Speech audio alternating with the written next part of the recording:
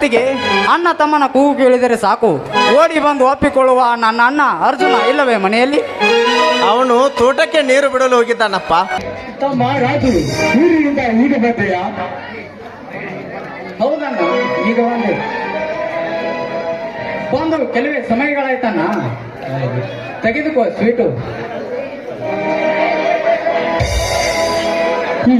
ಈ ಅರ್ಜುನನ ತಮ್ಮ ಪಾಸ್ ಆಗಿದ್ದಾನೆ, ನನ್ನ ತಮ್ಮ ರಾಜು ಪಾಸ್ ಆಗಿದ್ದೇನೆ. ಆಕೆಗೆ ಮೊದಲು ದೇವರಿಗೆ ತುಪ್ಪದ ದೀಪ ಹಚ್ಚಿ ಗಂಧದ ಗಡಿಯನ್ನು ಗಳಿಗಿರಿ. ಹಾ ಅರ್ಜುನ, ಮೊದಲು ನೀನು ದೇವರ ಗಡಿಗೆ ಹೋಗಿ ನಮಸ್ಕರಿಸಿ ಬಾ. ಅಣ್ಣ, ದೇವರಂತ ಅಣ್ಣ ಅತ್ತಿಗೆಯಲ್ಲಿರುವಾಗ ಅವರಿಗೆ ಮೊದಲು ನಮಸ್ಕರಿಸಿ ನಂತರ ದೇವರ ಗುಡಿಗೆ ಹೋಗಿ ಆ ದೇವರಿಗೆ ನಮಸ್ಕಾರ ಮಾಡಿ ಗಂಧದ ಕಡ್ಡಿ ಹಚ್ಚಿ ಬೆಳಿಗ್ಗೆ ಬಂದರೆ ಆಯ್ತು. ರಾಜು, ಹಾಗೆಲ್ಲ ದೇವರಿಗೆ ಮಾತನಾಡಬಾರದಪ್ಪ. ಮತ್ತೇನಣ್ಣ, ಭೂಮಿಯಲ್ಲಿ ಹಗಲು ರಾತ್ರಿ ಬೆವರು ಸುರಿಸಿ ದುಡಿದು ಮತ್ತೊಬ್ಬರ ಕಾಲು ಹಿಡಿದು ಸಾಲ ಮಾಡಿ ಈ ನಿನ್ನ ತಮ್ಮನನ್ನು ಇಲ್ಲಿವರೆಗೂ ಓದಿಸಿದ್ದೀರಾ ಅಂದ ಮೇಲೆ ನೀವೇ ಅಣ್ಣ ನನ್ನ ಪ್ರತ್ಯಕ್ಷ ದೇವರು ನೀವೇ. ಹುಚ್ಚಪ್ಪ, ನರಕುಲದ ಮಾನವರೆಂದಾದರೂ ದೇವರಾಗಬಲ್ಲರೇ? ದೇವರು ದೇವರೇ, ಮಾನವರು ಮಾನವರೇ. ಮೊದಲೇ ನಾನು ತಂದೆ ತಾಯಿಗಳನ್ನು ಕಳೆದುಕೊಂಡ ತಬ್ಬಲಿ. ನನಗೂ ಒಂದು ವೇಳೆ ನನ್ನ ತಂದೆ ತಾಯಿಗಳಿದ್ದರೆ ನನ್ನನ್ನು ಓದಿಸುತ್ತಿರಲಿಲ್ಲವೇ? ನಿಮ್ಮ ತಂದೆ ಸ್ಥಾನದಲ್ಲಿ ನಿಮ್ಮ ಅಣ್ಣನಾದ ನಾನಿರುವಾಗ ನಿಮ್ಮ ಪೋಷಣೆ ಮಾಡುವುದು ನನ್ನ ಧ್ಯೇಯ ಕರ್ತವ್ಯ. ನನ್ನ ಕರ್ತವ್ಯವನ್ನು ನಾನು ಮಾಡಿದ್ದೀನಿ ಅಷ್ಟೇ. ರಾಜು, ಎಲ್ಲಾದರೂ ಒಂದು ಉದ್ಯೋಗ ಹುಡುಕಬಾರದೇನಪ್ಪ ನೀನು? ಇಲ್ಲ ಅಣ್ಣ, ನಾನು ನೌಕರಿ ಹುಡುಕೋದಿಲ್ಲ, ನೌಕರಿ ಮಾಡೋದಿಲ್ಲ. ಏಕೆ ರಾಜು ಹೀಗಾಗಿದೆ? ಹೀಗೇಕೆ ಮಾತನಾಡುತ್ತಿರುವೆಯಪ್ಪ? ಹೌದಣ್ಣ, ನಾನು ನೌಕರಿ ಹುಡುಕಿ ನೌಕರಿಗೆ ಹೋದರೆ ನಿಮ್ಮ ಜೊತೆ ಹೊಲದಲ್ಲಿ ದುಡಿಯುವವರ್ಯಾರಣ್ಣ, ನಿಮ್ಮೊಂದಿಗೆ ಹೊಲ ಕೆಲಸ ಮಾಡಿಕೊಂಡು ಹೋಗುತ್ತೇನೆ. ಅದು ಅಲ್ಲದೆ ನಮ್ಮಂತ ಕಡು ಬಡವರಿಗೆ ನೌಕರಿ ಅನ್ನೋದು ಕನಸಿನ ಮಾತನ್ನ, ಕನಸಿನ ಮಾತು. ರಾಜು, ಬಡವರಲ್ಲಿ ಶ್ರೀಮಂತರಲ್ಲಿ ನಿನ್ನ ದೈವದಲ್ಲಿ ನೌಕರಿ ಬರೋದೊಂದು ಬರ್ದಿದ್ರೆ ಅದು ಬಂದೇ ಬರುತ್ತೆ. ಆದ್ರೆ ನಿನ್ನ ಪ್ರಯತ್ನ ಬಿಡಬೇಡ. ಅತ್ತಿಗೆ, ನನ್ನನ್ನು ಓದಿಸೋ ಸಲುವಾಗಿ ಅಣ್ಣ ಮಾಡಿರೋ ಸಾಲವೇ ಎನ್ನುತ್ತೀರಿಲ್ಲ ಅಂದ ಮೇಲೆ ನನ್ನ ನೌಕರಿಗೆ ಹಣ ಎಲ್ಲಿಂದ ತರಬೇಕಮ್ಮ, ಎಲ್ಲಿಂದ ತರಬೇಕು? ತಮ್ಮ ರಾಜು, ಅದಕ್ಕೇಕೆ ಚಿಂತಿಸುತ್ತಿರುವೆ? ಕಲ್ಲು ಬಂಡೆಯಂತೆ ಈ ನಿನ್ನ ಅಣ್ಣ ಅರ್ಜುನ ಜೀವಂತ ಇರುವಾಗ ನಿನಗೇಕೆ ಹಣದ ಚಿಂತೆ? ನಿನ್ನನ್ನು ಓದಿಸುವ ಸಲುವಾಗಿ ನನ್ನನ್ನೇ ನಾನು ಮಾರಿಕೊಂಡು ನಿನಗೆ ನೌಕರಿಗೆ ಹಣ ತಂದು ಕೊಡುತ್ತೇನೆ. ಒಟ್ಟಿನಲ್ಲಿ ನೀನೊಬ್ಬ ದೊಡ್ಡ ಅಧಿಕಾರಿಯಾಗಬೇಕನ್ನುವುದೇ ಈ ನಿನ್ನ ಅಣ್ಣನಾಸೆಯಪ್ಪ, ಈ ನಿನ್ನ ಅಣ್ಣನಾಸೆ. ಅಣ್ಣ, ನೀವು ನನ್ನ ಮೇಲೆ ಇಟ್ಟಿರುವ ಈ ಪ್ರೀತಿ ನೋಡಿ ಆ ಸೂರ್ಯಚಂದ್ರರನ್ನು ನಾಚಬೇಕು. ನೀವೆಷ್ಟು ನನಗೆ ಬೆಂಬಲ ಕೊಡುತ್ತಿರುವಾಗ ನಿಮ್ಮೆಲ್ಲರ ಇಚ್ಛೆಯಂತೆ ನಾನು ನೌಕರಿ ಪ್ರಯತ್ನ ಮಾಡುತ್ತೇನೆ. ಆಹಾ, ಮಾತ್ ಸಾಕು. ಎಲ್ರು ಕೈಕಾಲ್ ಮುಖ ತೆಗೆದುಕೊಂಡು ಊಟ ಮಾಡುವರಂತೆ ಬನ್ನಿ. ದೇವ ಬಸವೇಶ್ವರ, ಈ ಸುಂದರ ಸುಖಿ ಸಂಸಾರವನ್ನು ಯಾವ ಕಾಲಕ್ಕೂ ಹೀಗೆ ನಗುನಗುತ್ತಾ ಇರಬೇಕೆನ್ನುವುದೇ ನನ್ನ ಆಸೆ.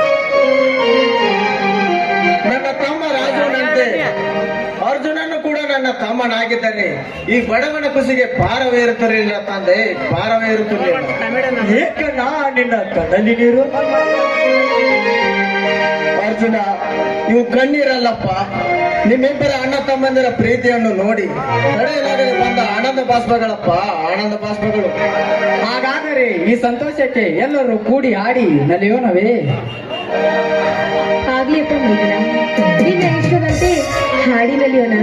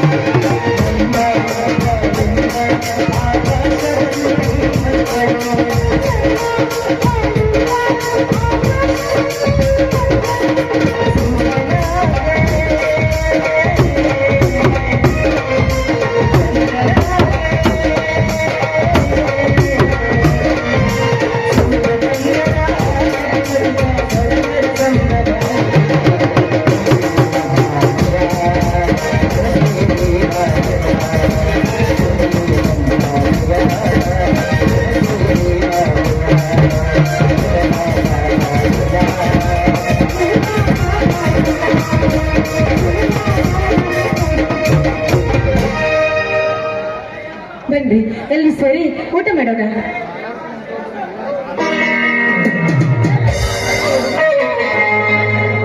ನನ್ನ ಮಾವನದ